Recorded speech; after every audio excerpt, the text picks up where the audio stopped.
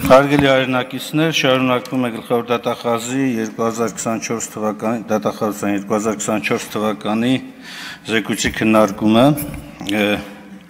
նախ մինչև հնչեցված այսօր նաև արդեն մեղադրանքներին անդրադառնալը Տիկին Վարդապետյան ինձ թվում է դուք անելիք ունեք մայիսի 9-ին հանրային հեռուստատեսությամբ այսպես 44-օրյա պատերազմի կեղծ լուրերի Մունետիկի Հարություն Հովհաննիսյանի հայտարարությունների վերաբերյալ իրականացնել իրավական ուսումնասիրություն եւ գնահատական հնչեցնել հատկապես ուզում եմ շեշտել այս միտքը մարդկության դեմ իրականացրած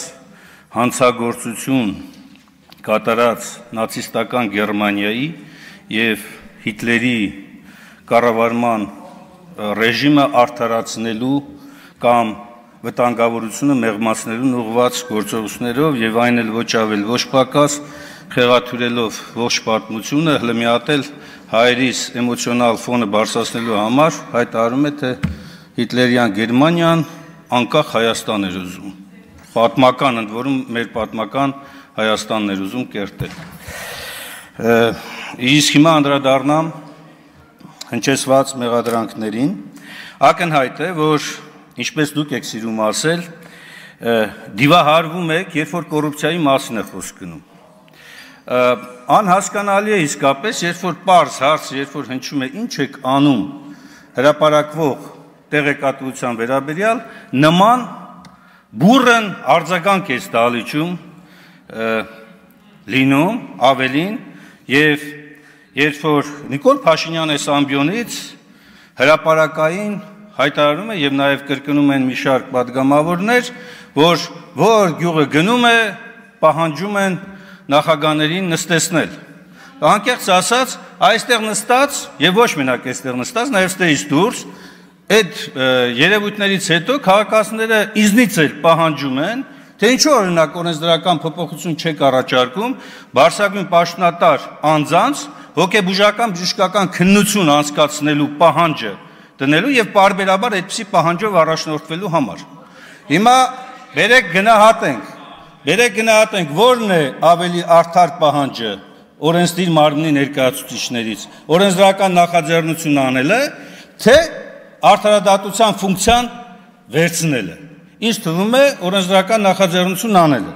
Հիմա տեսեք, ոչ ավել ոչ պակաս այս ամբիոնից իմ անձի վրա կառուցում են հակակոռուպցիոն քաղաքականություն։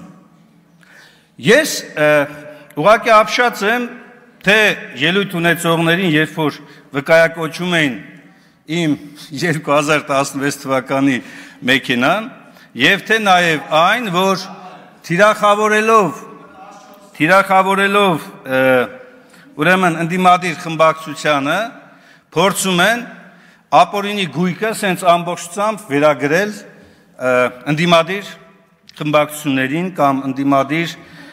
դիրքերից հանդես եկողներին։ Սա այն դեպքում, երբ որ խեղաթյուրելով ճշմարտությունը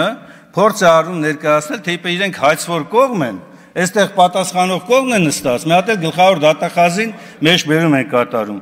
Ուրեմն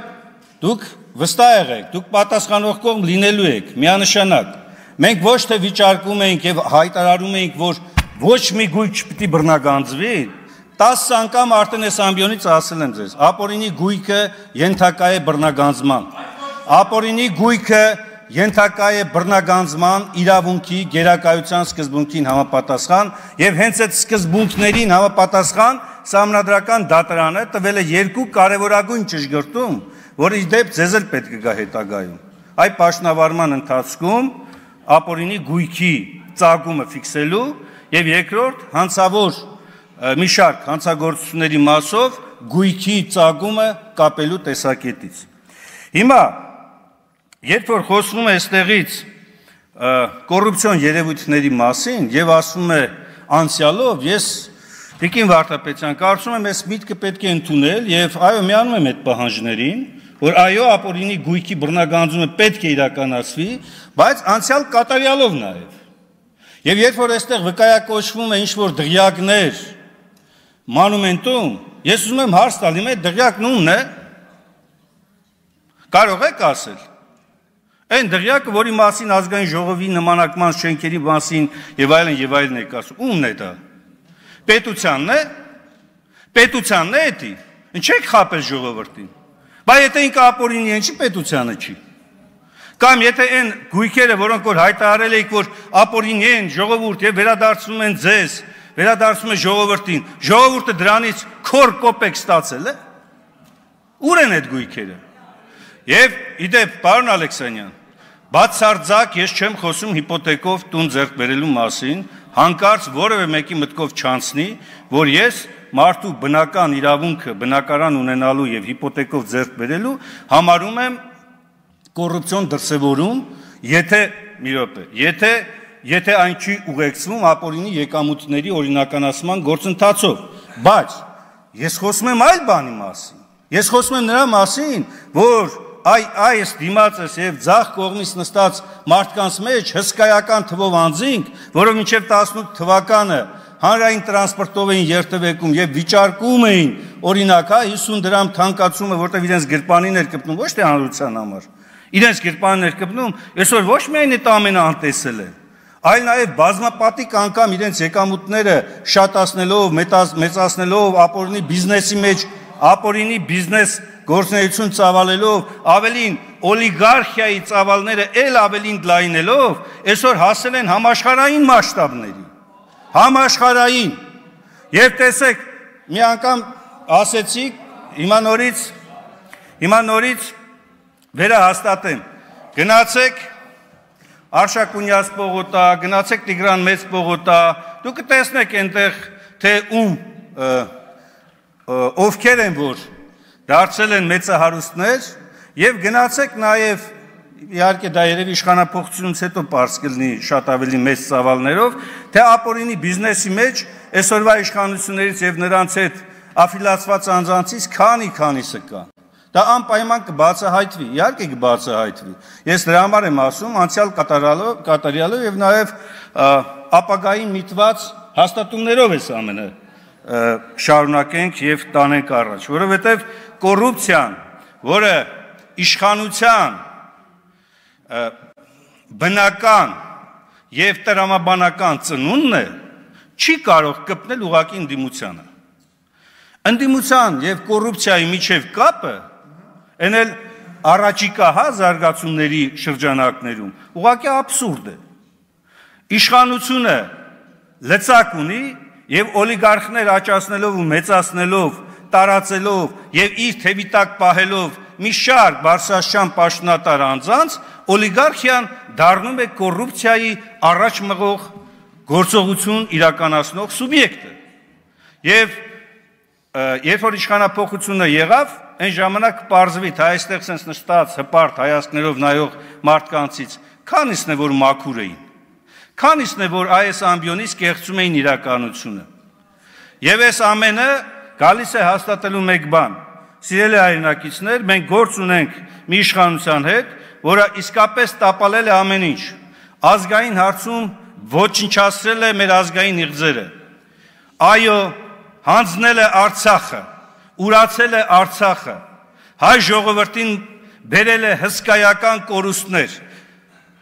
ավելին թիրախավորում է Արցախն ու արցախցիներին եւ չի խոսում անգամ Արցախի ժողովրդի վերադարձի իրավունքի մասին։ Եվ դրան զուգահեռ հիմա այս իշխանությունը, որը այսպես ասած կարևոր քայլերից էր համարում ժողովրդավարությունը եւ կոռուպցիայի դեմ պայքարը, ամբողջությամբ թաթախվելով հակաժողովրդավարական գործընթացների մեջ, նաև իրականացնելով կոռուպցիոն հսկայական գործարքներ, տապալել է նաև սա։ Եվ դա է պատճառը, որ այստեղից դիվահարված վարքագիծ է դրսևորում, երբ որ պարզ հարց է տրվում, ինչ է կատարվում այս կոռուպցիոն երևույթների բացահայտման ուղղությամբ։ Լրատվականների մասով, պարոն Ալեքսանյան,